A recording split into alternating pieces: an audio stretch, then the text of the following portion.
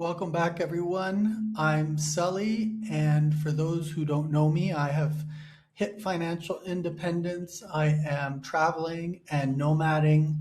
Currently, I'm in Medellín, where I've been living for the last 3+ months. I'm going to be heading to Europe soonish, and then back to Canada. I basically hit my financial independence number in March of 2025. Provided my notice and started this new lifestyle. So this is the second part of a series. The first part covered my reflections on a sabbatical year, how to reprice time and health in light of health outcomes, longevity, and just what modern work does to your health. If you haven't seen it, please go check it out. I'll try and put it up on the screen so you can click on it, and that might be a galvanizing force for you to now watch this one, which is a case study on how to achieve financial independence. I've broken it down. I'm calling it 4 steps to plan your escape. This was inspired by a number of coffee meetings with friends who were asking me about this, and usually I'd jot down a bunch of these concepts and steps on the back of a napkin, and they would go on and try and implement. So today is inspired by that, but I thought I'd put it on video in case friends ask for it, and so viewers could benefit from this. Next time I can just send them a link instead of jotting things down on the back of a napkin, and this will be a bit more comprehensive and actionable because I'm sharing some tools anyone can use. A lot of people are probably aware that financial planning can seem daunting, and it is. It's really complicated. However, if we follow these 4 steps where I've tried to simplify this, hopefully this will give you agency to figure out your plan. So bear with me. I've done my best to simplify this, and remember to do your own research and verify or validate on your own. So I'm going to share my screen and we'll roll through this workshop style presentation. So here we are. 4 simple steps to plan your escape is what I've called this. I hope it's simple. I hope you can take this back. I will share the deck so you can try and maybe replicate some of these tables or steps on your own side and play with the tools. I'd be curious to hear what you think of the presentation. If it was easy to follow and understand, please leave some comments in the comment section. So, of course, a disclaimer, this is not financial advice. This is for educational information purposes only. Seek financial, legal, or tax advice. Of course, consult professionals. And some of the tools that I'm using, like MaeRetire.com, Numbeo I use just for cost of living data, are just data estimates, and you need to play with that on your own and not use them as gospel. And do your own research and verify, as I said. And of course, no liability can be applied because this is just a random guy on the internet showing you some tools on how he planned his financial escape. All right, so what are the 4 simple steps? The first one is determine your true cost. Do you know what you're spending every month? What is essential? What is a want? What is a need? How do you think about your true cost of living, because that's the basis of the plan. Then the next step is to calculate your freedom number, what your portfolio size needs to be, and then from that you can bridge the gap and you can figure out how much time you need to continue working and investing to get there. And then the third step is using the Mae Retire tool to forecast the drawdown. And then last, just to spice things up a bit, we're going to analyze Geo-Arbitrage, look at a different destination to see how that can impact the plan from a cost of living perspective, from a quality of life perspective, from a time perspective, so on and so forth. So here's our scenario that's going to guide these 4 steps today. We have Sarah, 45-year-old project manager, and Mark, 44-year-old trade specialist. They're both based in Calgary, but they're worn down from the grind and long winters, just like me. I lived in Calgary up until March. Annual combined income is 135,000 Canadian before taxes and deductions. Monthly burn rate, this is how much they spend every month, about $4,215, or about almost 51,000 a year Canadian.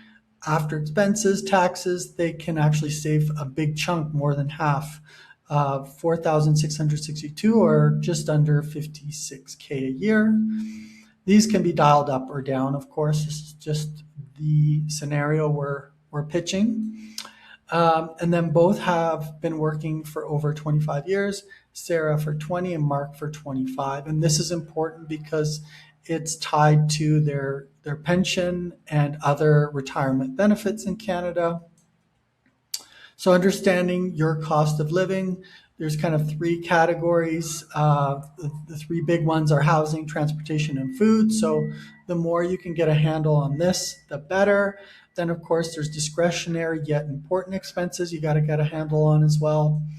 And then get a handle on your total monthly and yearly outgoings. As I said, this is the driver or the key denominator in understanding what you need to reach your freedom number. So this is a rough budget of living in Calgary. I know this because I lived in Calgary. So we are assuming you're renting a 2-bedroom. It's about $1,800. Utilities and services $210. Car and transport just under $600. That assumes you own a car and all the costs associated with that. Groceries at $600. Dining out once a week, so about $320 per month. Healthcare and fitness just under $200. Leisure $250. Personal care and help at $250. So that's about $4,200 Canadian per month, or about 3,000 USD for folks who aren't from Canada to understand. So that's a local budget, and we can project out from there. But why not also consider a nomad projection to bring some more perspective? So why would we do that? So Geo-Arbitrage can bring the cost down significantly if you choose a location with a lower cost of living. It can also accelerate freedom time exponentially, as you'll see from this projection. It can level up your quality of life. You might be able to access services that were more expensive in your home city or town. But it also increases the complexity of your finances, but also your domicile. So keynote, careful analysis of your residency status is essential if you want to engage in geo-arbitrage. And again, that's where you consult lawyers, cross-border accountants, financial planners, so on and so forth. And so this is where we're choosing Medellín as the geo-arbitrage location because that's where I am, and I know these are reasonable costs. So $800 for a 2-bedroom apartment, $70 for utilities, $160 for transportation. We're not assuming a car because a car is more of a liability here. There's great public transportation and it's super affordable. Groceries $375, dining out once per week at $160 per month. Health and fitness $110, leisure $150, personal care $120, just totaling under $2,000. So it's less than half of what it costs to live a similar lifestyle in Calgary. I would note too, with this Medellín budget, you're probably getting a higher standard of life than you were getting in Calgary. You can probably afford to have a cleaning person come over and clean or cook. You can probably afford more services that would be a lot more expensive and you might not engage with in Calgary. So that's an important thing to note. The other thing to note is you can dial these up or down, but what's important is just understanding what the total monthly is. So you could play with this depending on your values, how you spend, and that just affects the projections. It means you might spend more time working to get to live the higher lifestyle, or less time if you lower it. So financial freedom number, how do we get this? This is step 2. There's this thing called the rule of 25. It's basically a formula where you multiply your annual expenses that we just calculated by 25. That is the total portfolio number you need for that freedom. And it's based on the 4% rule. We call it rule of thumb because it's not gospel, but it is a standard that's used regularly in the financial planning community. It's basically the amount that you can withdraw from that big portfolio without running out of money in a 30-year period. It's based on research by Bill Bengen, and basically he backdated all these stock market outcomes, and he found that you can withdraw and not run out of that money in a 30-year period. This also assumes that you are investing in low-cost, broad-based index funds. His study used a 60-40 portfolio, so 60% stocks, 40% bonds. Again, not investment advice. This is just the basis of this 4% rule of thumb. So what does this mean? So if you're living off about 50K a year in Calgary, you need about 1.2 million in change for that financial independence freedom number. And then in Medellín, of course, it's less than half at 583K as the number that you need to achieve. So now we figured out what your cost of living is. We've multiplied it to get that freedom number. And we'll move to the next step. But I do just want to make sure I'm noting that, of course, this is Bill Bengen's research. There is a gazillion articles and debates and YouTubes on the 4% rule, and they go really deep. You can go down those rabbit holes on your own. But for today, we're just going to use this as this basic to give us these ballpark numbers, just to get you started. So that's our case study breakdown again. Now we need to look at the assets they have. So we need to know the assets because it becomes the basis of projecting the bridge to get to that larger number. So they have RSPs, which are tax deferred accounts here in Canada, TFSAs, which are tax-free growth. These are dollars that were already taxed before they go into that account. And then non-registered accounts are just taxed every year. Their total is just under 500K. I actually think this is probably a pretty good average of an average couple living in Calgary. So it's a great example. And they're interested in staying in Calgary or going to Medellín. So let's continue with our steps. Before we go to the third step in bridging, we do also need to know about their Canada Pension Plan, CPP, and Old Age Security. So CPP is based on contributions. So we're just assuming that they maxed out every year, and based on the number of years they've lived in Canada, we're making these estimates. So Mark will get about 964, and Sarah will get about 769. These are inflation adjusted. You can do this estimate, or you can actually call Service Canada and ask them to give you the estimate. And we're assuming they stop working. We assume they move to Medellín, so they're not going to be accumulating much more at this point, just to give us that ballpark in the forecasting tool. You can play with this on your own and add more or less, of course, but just to give us that ballpark. Old age security is residence-based, so you need to live in Canada for more than 20 years. You get the full amount if you've lived in Canada for 40 years. So they have lived in Canada for more than 20, so they qualify. And so we can basically calculate their amount. So Mark will get about 48 and Sarah will get 500. These are important for the forecasting tool I will share later. So bridging the gap, we know they have almost 500K. They need 1.2 million. We know that they can save about 4,662, about 55K a year. So now we can calculate that. We can forecast that. And there's a great tool on the Choosify community page. I will just show you what that looks like here. I've pre-populated the amounts here, so just under 500K, 8% growth. I said it's as of today. We have it set at 19 years. I'm just guessing. And then the monthly savings amount is there. So it will calculate this.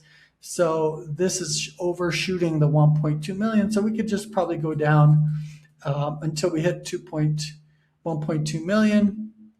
So it looks like it'll be about 12 years. Yeah, about 12 years for them to get to 1.2 million. So now we know that it's going to take about 12 years for them to get there. Let's go back to our slide deck here. So now that we know what does that mean? So we know it's about 12 years. And for Medellín, we'll do a similar calculation. Let's just go back. So we need 583 days. Let's go back here and see how long that will take. So we can keep going back, 583. So yeah, about 7 years for them to get to this. Actually, I think it's wrong. There we go, that changes things. So let me backtrack. Actually, for the 1.2 million, it's about 6 to 7 years that they would actually need to save and continue living in Calgary. Whereas 580K, they're basically there. One more year of savings and they're basically there. So that's interesting. Let's go back to our slide deck. So we just did the math. So it's 6 to 7 years in Calgary to keep grinding, or in 1 to 2 years, they could have a portfolio big enough to support their spending in Medellín. So we're gonna move on to the Mae Retire forecasting tool. This is a free tool, helps you visualize your assets and drawdowns. Some quick notes: there's lots of tools out there. I like this one because it's really easy to use and it's free. A lot of the other ones you have to pay and you have to input a ton of data. And so for our purposes, we just want ballparks. We want to get some direction and we want to understand years and give people that inspiration they need to get these plans going and make better decisions now. And then, of course, another disclaimer, it's just a DIY approach. For a more in-depth one, you may want to reach out to a fee-only financial advisor and they can go into way more depth. They probably charge, between 3,000 to 4,000 Canadian for a full plan, probably well worth it. But if you're just getting started and you want to get educated and you want to get that line of sight, we'll go into that now. So before we go into considerations, I will just share my browser again and we'll go into Mae Retire. Again, for ease of viewing today, I have pre-populated this. This is the tool. Before I go into these specific ones, I'll note here that there's some really cool tools up here for you to play around with. You can actually click here and open ChatGPT and download the file of your projections and upload it and ask ChatGPT questions. Maybe you want the RSP drawdown to be more aggressive or less aggressive, or you want to optimize for taxes or have more flexible withdrawal strategy.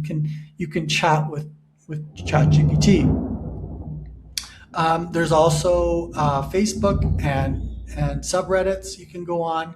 They're always updating this. You can download your parameters and keep them and upload them for a later date, or you can also have a few different parameters and compare them, which is a cool tool. So back to this quick and dirty projection. We 46-year-old, we're planning till 95. We're saying they're retired, and they're retired with the current assets, about just under 500,000. We've entered the CPP for the primary person, I believe Mark, or I don't know if it was Sarah, whichever one is older, we're starting with them. We have their CPP and their OAS amounts, and then the spouse, whoever's younger, their CPP and their OAS. A lot of these I'm just leaving as is. You can play with them. You can ask ChatGPT about them, but we'll just leave them as is. We've put in the TFSA balances, our RSP balances here. We've enabled TFSA funding. Basically, you might, when you sell assets, you sell enough to keep filling up your TFSA. It's good from a planning perspective. And then you have RSP drawdown strategies. I leave these other ones as is for now. And then we have our target annual income. So this is the annual income you need for Medellín. The annual income for Calgary is higher. Let's just go back and check that one out here. What is the annual income we said for Calgary? So the annual income for Calgary needed was, bear with me. Oh, there it is. 5,580. So we'll go back and enter that here. So 5,580. So there we have it. So we've entered these. If they had a pension, they could add pensions or rental, but for our scenario today, we do not. So then you have two buttons here. You calculate. So this calculates your plan.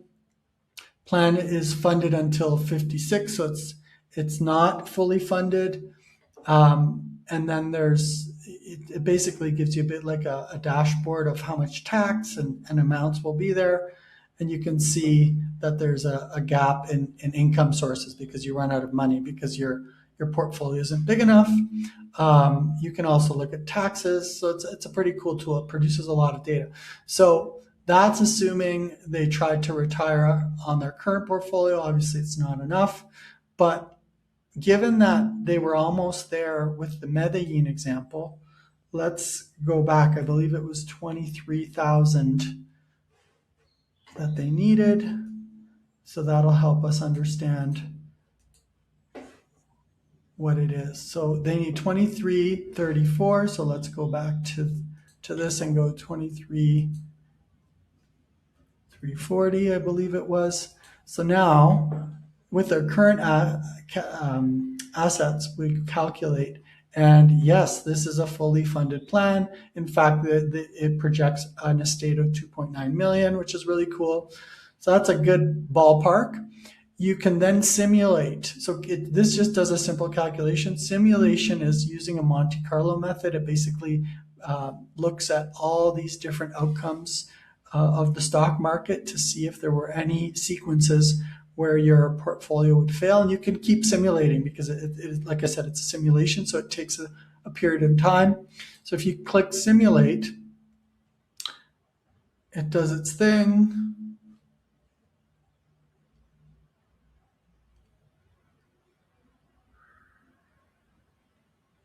And it actually gives you a dashboard score here. So 94% confidence level, that's really good. The gold standard is 95. It gives you some information here on your portfolio. It shows that there's a very high likelihood that your portfolio will end with a very high value. And then it actually shows you these different distributions of how big your portfolio could be at the age of 95. So the lowest amount is just under $1 million. The highest amount is almost 6 million. So this is the table I like to look at. And then it gives you this other dashboard again, how much is your total tax paid over this time, and some other data points. I like to look at this one because it shows you where you're drawing your income for these different periods, so that you'll notice that the OAS and CPP retirement benefits kick in here. So you're really bridging with this portfolio here, and these different accounts provide you the income. You can play with this because these are all taxed differently. So for instance, the RSP, that's quite a high amount to be withdrawing. If you were to spread the RSP across here, your tax liability would probably go down. So you can go back up to the top and have a more stable RSP drawdown, or you can chat with ChatGPT and it would tell you how to play with the knobs at the top to achieve that outcome. This is a good one too. It shows you your tax over time. So it looks like your average tax in these initial years is 5, almost 6%, and then it drops down to literally nothing after. If you were to spread those RSPs across more years and withdraw less and withdraw more from other accounts, it'd probably be even lower. And then it gives you this table, and you can look at the exact mechanics of this drawdown strategy. So it's a really cool tool. It's really powerful. I'm not going to keep playing with it here. I'm just showing you some of the key data points to look at. The help from ChatGPT. You could spend a couple hours with ChatGPT going back and forth to optimize this. Here's the RSP drawdown piece I was mentioning earlier. You can choose different strategies. You can even have custom ones. I'll just show you real quick what it would look like if you saved for those extra 7 or 8 years. I've increased this unregistered account by the amount it would have increased to the 1.2 million when you add all these up. And now if we were to simulate, if we're going to calculate the 50/58, it's fully funded. And you can even simulate it now and see that it doesn't fail like it did when it was at the just under $500,000 asset amount that they have. So it does its simulation, and now it's at a 95% confidence level, and you have all these other dashboards. You can play with this. I'm not going to go into any more detail, but it's a really cool, simple platform to just input your CPP benefits, your old age security benefits, which you calculate based on your residency, and then your other non-registered and registered accounts. And that gives you enough to see if you have enough to draw down. And the drawdown data point that I like the most is the table by income, because it shows you where you're drawing down your income from which accounts, and it allows you to play with them there. So we'll move on to wrap things up. I know this is text heavy stuff, but we'll move on. I need to get back to where we were. All right, and we've done the projections. You can play with that. So some considerations when you do this. Let's say you pull the trigger, you move to Medellín with that amount, it's just enough. You can always generate side hustle income. So you might not have a full-time job, but maybe you're selling something. Maybe you're teaching English online. Maybe you're generating some income through digital tools. Who knows? A key thing to consider is the $100/30K rule. It's basically a math equation. So for every $100 that you can earn from your side hustle, your portfolio can be 30K less, because that 30K doesn't have to produce that $100. Or if you cut $100 from your monthly budget, you need 30K less than you did before. So just keep that in mind. That 30K rule helps you visualize what 100 monthly income means, whether producing more or subtracting from your budget. You shouldn't let the tax tail wag the dog. Sometimes we over optimize just to get the lowest tax, and that can hinder enjoyment of your money and quality of life. So that feeds into this. So striking a balance between optimizing and lifestyle maximization. You want to strike a balance. You don't want to over maximize and spend all your money, but you also do want to optimize enough so you're getting a good level of efficiency and maximizing the value of every dollar. Flexible withdrawal strategies do enable overall better lifestyle. So in that Mae tree, you can go from a constant yearly amount of, let's say, 50K to a range. You could say the lowest I need to live is 35K, but in good years, I'd like to go all the way up to 55 or 60K.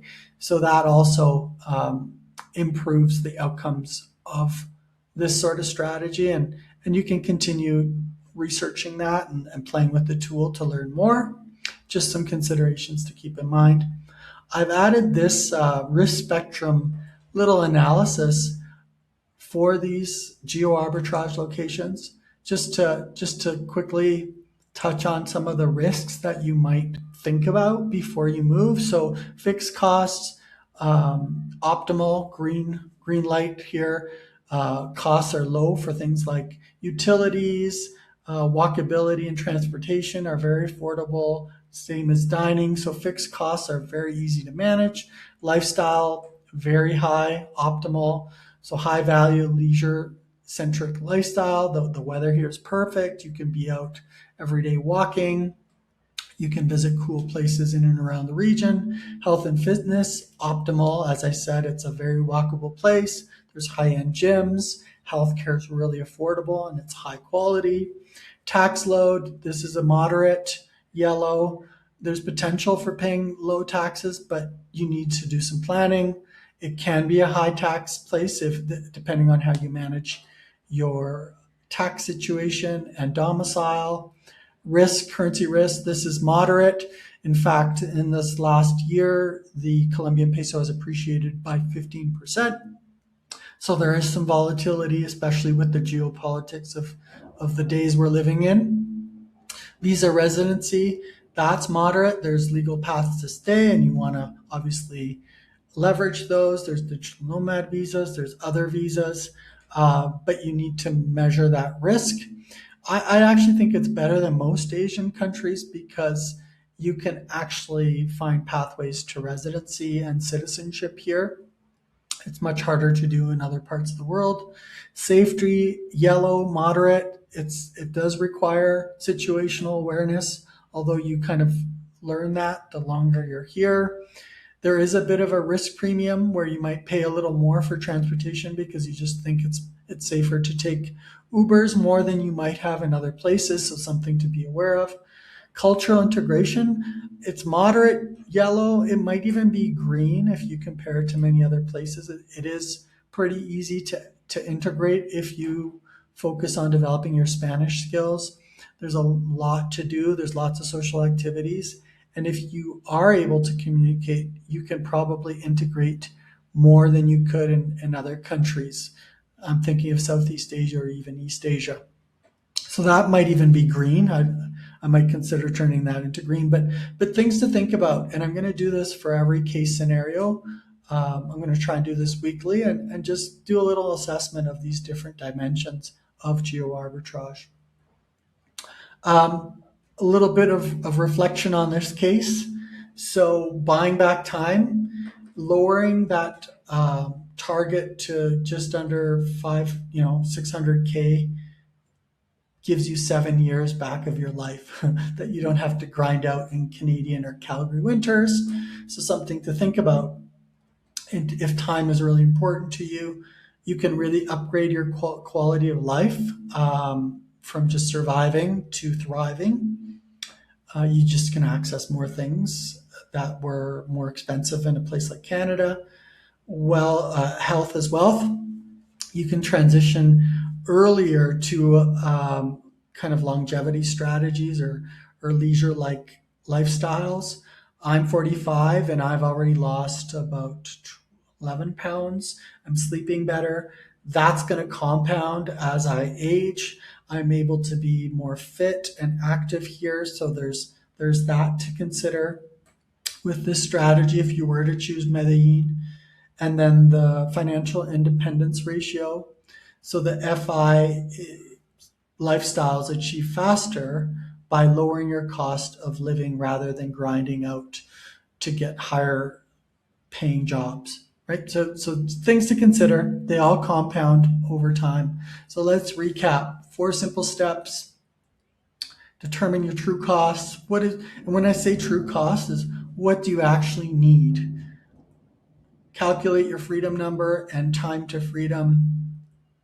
Forecast that drawdown on the Mae Retire calculator. I encourage you to play with it, chat with ChatGPT, upload your scenarios, compare them, back test them to make sure you feel confident.